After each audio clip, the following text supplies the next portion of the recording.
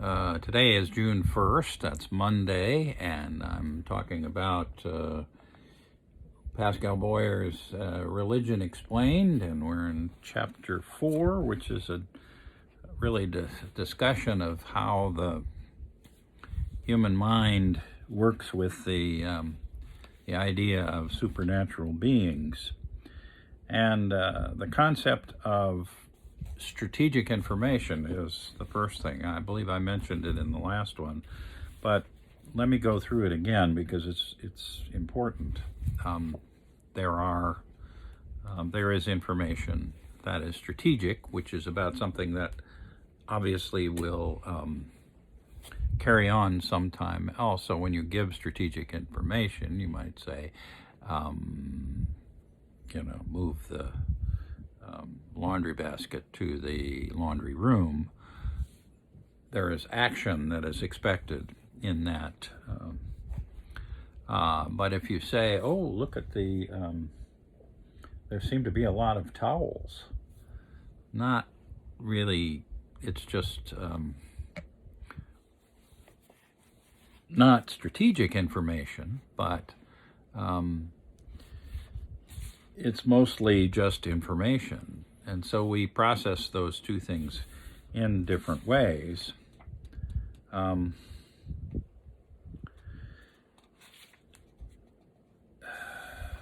Okay.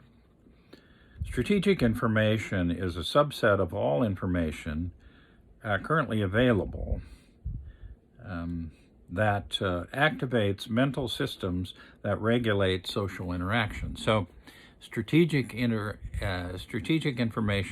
has it fires up all those inference systems that have to do with social interaction. My sister just told me that she wanted some boxes that I had in her garage gone, moved. So that was strategic information because she said she had other things to do and my boxes were in the way. Now, the fact that most of those are boxes of books makes absolutely no difference to her or to me, really, except that they're heavy.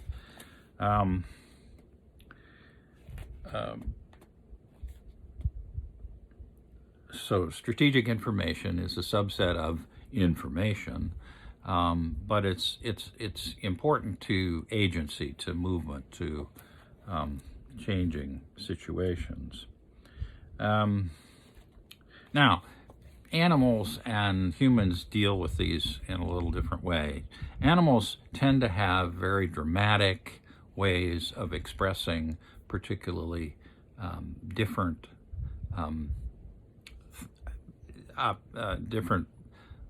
situations of agency. So, for instance, in a chimp clan, these are Boyer's examples, a chimp clan, a younger chimp challenging the alpha male will scream and wave branches.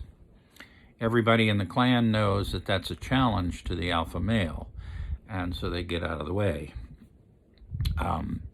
If someone or one of the chimps has wants to have sexual intercourse with another one, the particular dance that he does, everybody knows, is for that particular purpose. In humans, it's not so easy. In humans, there just is no way to predict whether a given piece of information is strategic or not. It's not always reliable. We can see this in as we have been going through considerable amount of thinking about the relationship between men and women, the Me Too movement, and that sort of thing, has really helped us to begin to define people's behaviors, men's behaviors in general, but women's as well, around around boundaries and around sexual issues. And now the Me Too started out with pretty dramatic sexual assault kinds of things, but we're getting down now to where it's also relevant to the discomfort that one woman might feel in the way a man might behave, and vice versa. But mostly it's about women. And that is just the way of saying that's strategic information, and the men are not getting it, what the strategic information is, and the women are trying to give it, but it's not being heard properly. And so the Me Too movement is one way of saying this needs to be understood.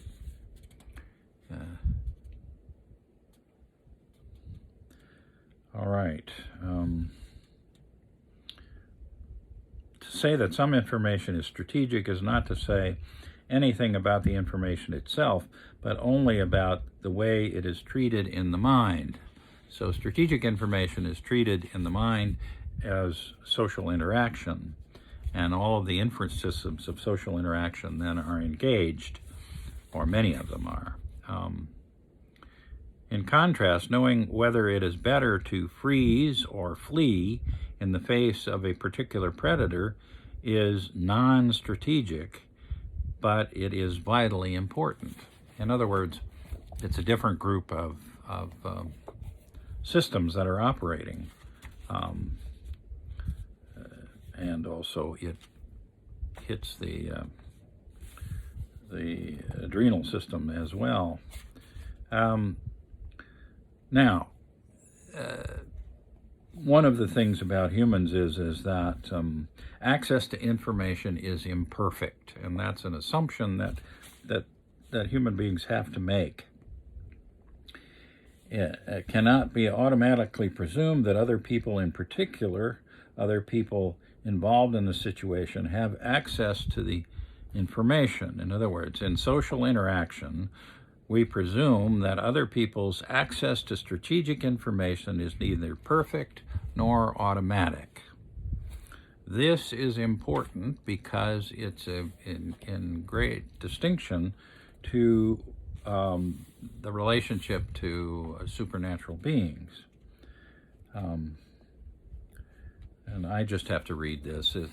I've been reading a little bit, but this is, at first sight, interacting with supernatural beings is very much like interacting with human agents, in that most of our ordinary inference systems are activated and produce their inferences in much the same way as usual. It is worth insisting on this because this is what makes interaction with these rather discrete agents so natural. This is not something I exactly agree with, but I will argue that some other time. Right now, he indicates that the inference systems for social interaction are engaged when we are engaged by supernatural agents, or when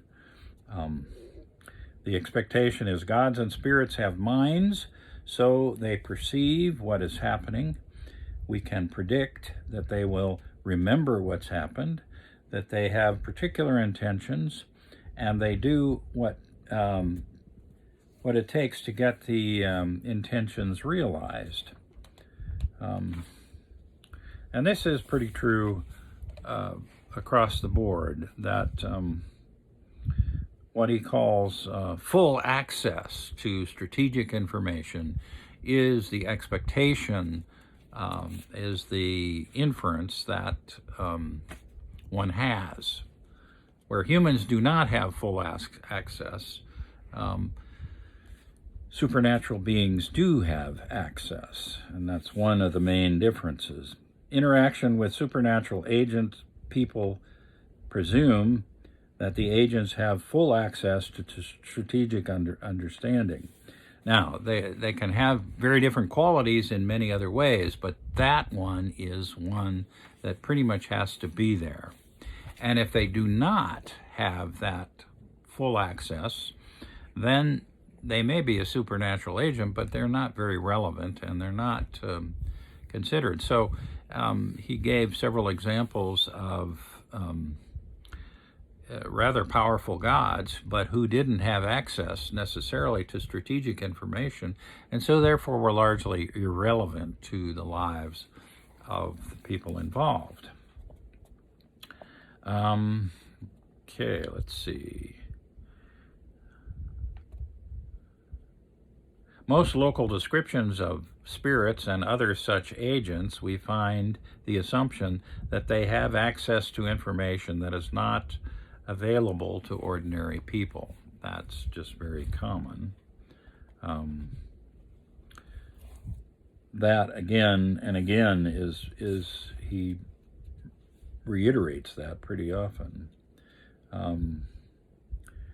It is that particular kind of information that the Adalo in the Fang people have access to. It may be hidden to people, but not to the supernatural agents. So there's a big difference. And he gives numerous examples of this. Some information about these situations is strategic, and that is, it activates the inference systems for social interaction. Parenthetically, he says that's for cheating, detection of cheating, trust evaluation, gossip, social exchange, coalition building. Those are the parenthetical ways he's describing it.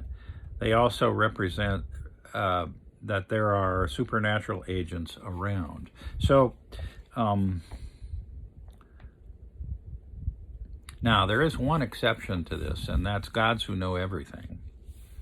Because gods who know everything are basically not making a distinction between strategic and non-strategic information, and that is a little bit of a challenge. If they did, they would assume all pieces of information about all aspects of the world are equally likely to be represented in the understanding of the God and God's mind. So an omniscient God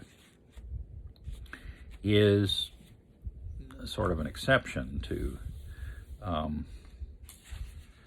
this full access strategic agents is what a supernatural being that people deal with.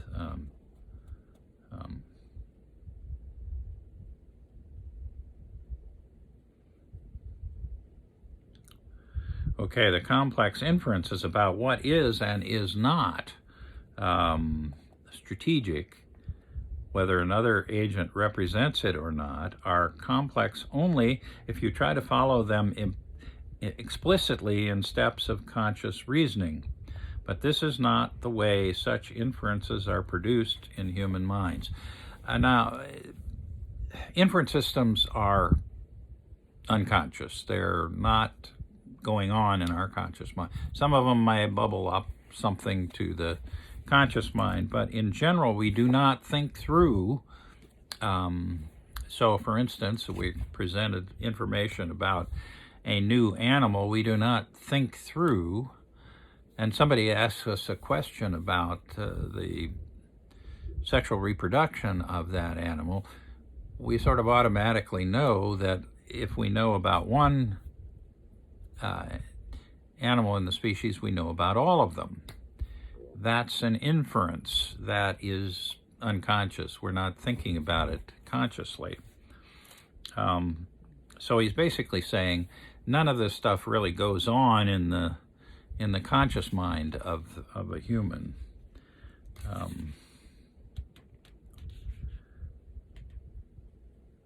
Okay. Well, he goes on and on about this.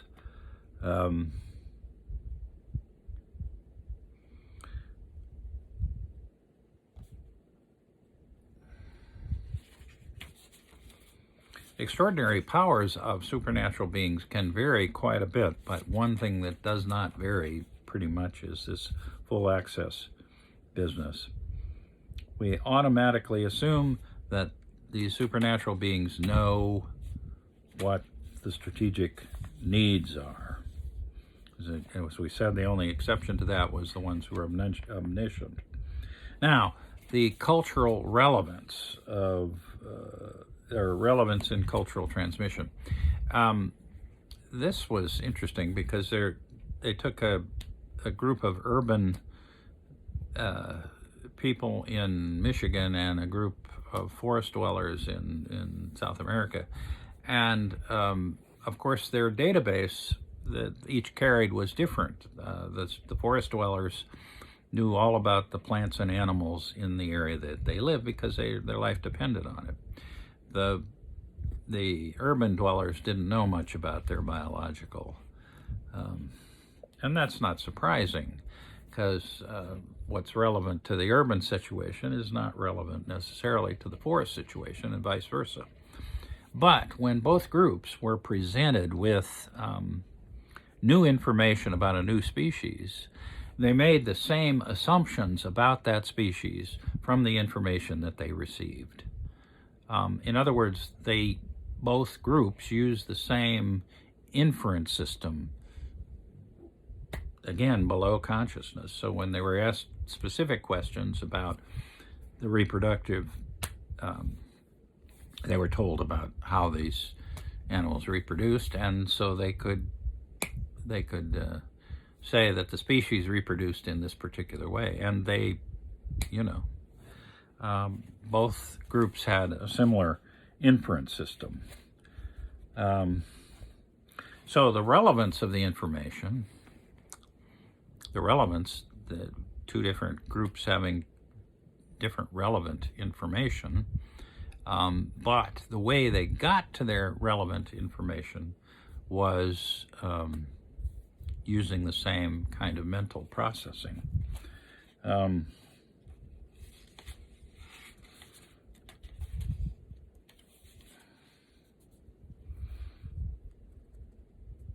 So the form of acquisition, filling out empty slots in templates provided by intuitive principles, is very general, and it works, and it's very similar. So our ancestors who put together the mind that we all are carrying around, and this works not just for biological stuff, it works for personality, for politeness, for criteria of elegance, all kinds of other things.